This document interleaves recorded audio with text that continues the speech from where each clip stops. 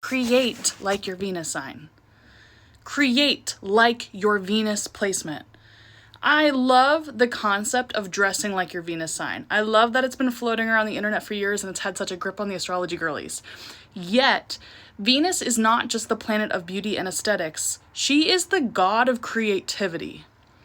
So as an artist, your Venus energy, it does seep out of you and it oozes out of what it is you create. But it is so goddamn powerful when you choose to intentionally channel your Venus energy into your creative work. So if you want to learn more about that, I'm running a boot camp, summer camp called Venus, and it starts on July 31st. If you want to work with me for 6 weeks, to learn more, check out my website. Everything's linked in my bio. But in this video, I just want to talk about some Venus placements and give you an idea of how you can use your own Venus energy in your creative work. For example, Rihanna is a Venus in Aries.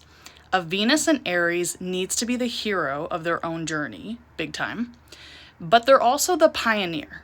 There's something trailblazing about what it is they're meant to create. There's some kind of shock value here.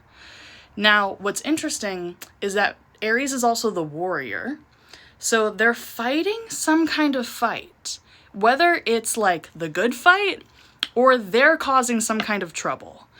And I think what's really cool about Rihanna and what was very powerful, like after her domestic abuse case was made very public, she came out like and pivoted into that bad girl Riri era. That was very Venus and Aries. Like, I'm not letting this dictate the trajectory of my life and my career. I'm strong. I'm this. I'm that. I have a pixie cut now. Like, she came out with the song Rude Boy.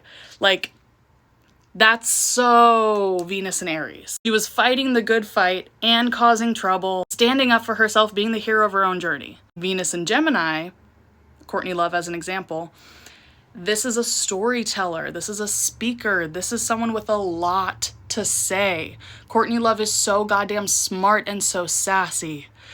With Gemini, it's the twins.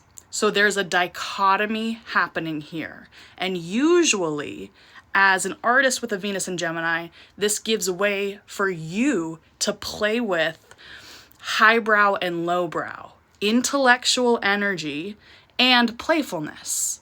You know, there's something so smart about what you're doing and what you're saying and what you're pushing forward into the world. And it's silly. There's also something superficial about it.